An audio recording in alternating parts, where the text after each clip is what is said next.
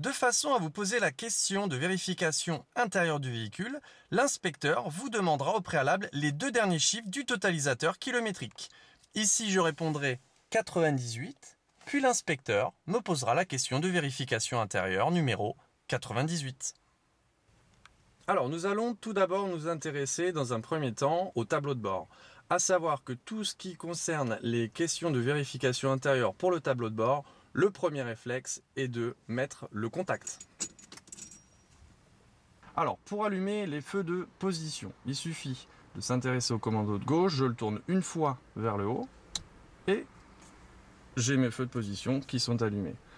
Pour utiliser les feux de croisement, il suffit une nouvelle fois le commando de le lever d'un cran et mes feux de croisement apparaissent en vert à ce niveau-là. Pour utiliser les feux de route, il suffit d'actionner le commando, je le tire vers moi et mes feux de route en bleu apparaissent sur le tableau de bord.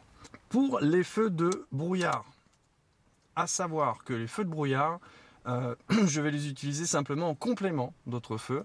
Si j'essaie de les actionner, donc c'est cette commande-là vers le haut, je ne pourrai pas les utiliser. Il suffit de mettre les feux de position, voir les feux de croisement, et d'actionner cette commande vers le haut pour pouvoir actionner donc mes feux de brouillard avant qui se trouvent ici. Et pour les feux de brouillard arrière, il suffit pareil de tirer une fois vers le haut et mes feux de brouillard arrière apparaissent ici en orange. Et enfin, pour réaliser un appel lumineux, il suffit donc de tirer le commodo vers moi, puis je relâche et donc j'ai réalisé un appel lumineux. À savoir que si je suis de nuit en feu de croisement, pour réaliser un appel lumineux, il suffira de tirer une fois, puis de tirer une deuxième fois, de façon à repasser en feu de croisement. Alors, pour actionner le clignotant gauche, il suffit de tirer le commando vers le bas, et je montre le voyant qui correspond à l'utilisation des clignotants gauche. Pour le clignotant droit, il suffit de remonter le commando vers le haut, et je montre le voyant qui correspond à mes clignotants droits. On va à présent faire un point sur la couleur des voyants sur le tableau de bord. À savoir qu'un voyant de couleur bleue m'indique l'utilisation des feux de route. Un voyant de couleur verte peut m'indiquer l'utilisation des feux de position, des clignotants, des feux de croisement, des feux de brouillard avant et aussi les feux de détresse. Un voyant de couleur orange m'indique un dysfonctionnement à l'intérieur du véhicule qui néanmoins ne m'impose pas l'arrêt. On peut prendre l'exemple du témoin qui vous indique que vous êtes en réserve de carburant. Par contre, un voyant de couleur rouge vous indique un dysfonctionnement grave du véhicule qui vous impose l'arrêt immédiatement. Alors, qu'est-ce qu'on va retrouver comme voyant? Le voyant qui m'indique une défaillance de la batterie rouge, voilà à ce niveau-là. On va retrouver le voyant qui m'indique le serrage du frein à main, une nouvelle fois en rouge, voire une défaillance au niveau du freinage. On va retrouver au milieu, voilà, le voyant qui m'indique qu'une ceinture, que ce soit conducteur ou passager, n'est pas actionnée, n'est pas mise. On va retrouver sur la droite l'indicateur du niveau de carburant. Donc là, je pourrais dire à l'inspecteur que je suis un tout petit peu plus qu'aux 3/4, donc aucun souci à ce niveau-là. Si je coupe et que je remets le contact, je vais pouvoir trouver une défaillance au niveau du niveau d'huile. Vous avez vu qu'il n'apparaît que quelques secondes, donc ne pas hésiter à couper puis remettre le contact si besoin est. Alors sur ma gauche, je vais aussi pouvoir trouver le témoin d'alerte de l'indicateur du liquide de refroidissement qui se trouve voilà, juste ici. On va retrouver au milieu le voyant qui m'indique que je suis en réserve de carburant, donc cette fois-ci en orange. Voilà. Concernant le voyant qui correspond à une portière mal fermée, j'aurais beau ouvrir ma portière, vu que le moteur n'est pas démarré, le voyant n'apparaît pas. Donc ne pas hésiter dans ces cas-là à démarrer le véhicule. Et ensuite, vous ouvrez la portière et vous montrez le voyant qui correspond.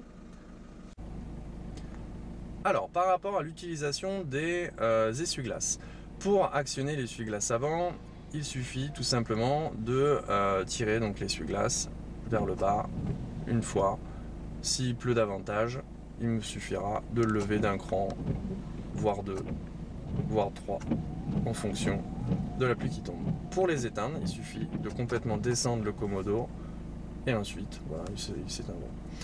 Pour utiliser les essuie-glaces arrière, il suffit d'actionner l'extrémité du commando une fois vers le haut et les essuie-glaces se mettent en route.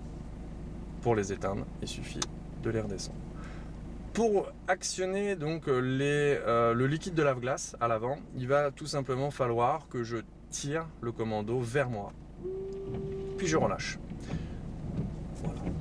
Pour utiliser donc le lave-glace à l'arrière, il va tout simplement falloir actionner le commando, donc je le tire une fois vers le haut, puis une nouvelle fois, et les essuie-glaces arrière se mettent en route. Pour les éteindre, je remets en position 0. Alors, par rapport à l'utilisation des feux de détresse, la commande se situe ici. Et pour les actionner, voilà, il suffit tout simplement d'appuyer sur le bouton. Et pour les éteindre, je fais de même. Par rapport à l'utilisation donc de la fermeture centralisée des portes, le voyant se situe ici. Et il suffit d'appuyer une fois sur le bouton. Nous allons à présent nous intéresser à tout ce qui concerne la ventilation à l'avant du véhicule. Alors, pour actionner le désembâche ou dégivrage à l'avant du véhicule, il suffit tout simplement de tourner cette commande vers la droite. À savoir que j'ai quand même possibilité d'actionner le dégivrage avant ainsi que de l'air qui arrive au niveau de mes pieds, simplement de l'air qui arrive au niveau de mes pieds, voire de l'air qui arrive tout simplement en face de moi. Quant à la question complémentaire, à savoir que faire en cas de présence de neige sur le pare-brise, il suffit de l'enlever à l'aide d'un grattoir. Par rapport à la puissance de ventilation, je vais pouvoir actionner cette commande. Et concernant l'air chaud, l'air froid, je vais utiliser cette commande. Complètement vers la gauche, je suis en position air froid. Si je la tourne vers la droite, je serai en position air chaud. Concernant le désembâche ou dégivrage à l'arrière, le bouton se situe ici, à savoir que si je l'actionne, le voyant correspondant ne s'affiche pas, je dois démarrer le véhicule. Puis, en actionnant le bouton, le voyant s'affiche. À savoir qu'à titre indicatif, le bouton central correspond au recyclage de l'air et le bouton de droite correspond à la climatisation.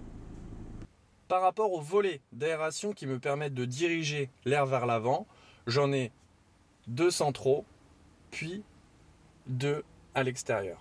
Un sur ma droite et un sur ma gauche. Concernant les buses d'aération, je vais en avoir une ici. Je vais en avoir une sur le côté droit, toute cette partie-là. Je vais avoir une buse d'aération sur le côté gauche. Et je peux même compléter en disant que je vais avoir une buse d'aération de chaque côté au niveau de mes pieds. Ici et ici. Pour mettre le rétroviseur en position nuit, il suffit de tirer cette commande vers le bas. Et pour les remettre en position normale, je rappuie de nouveau sur ce même bouton. À savoir que l'avertisseur sonore se situe au centre du volant, droite ou gauche. Concernant les airbags du véhicule, je vais en avoir un à ce niveau-là.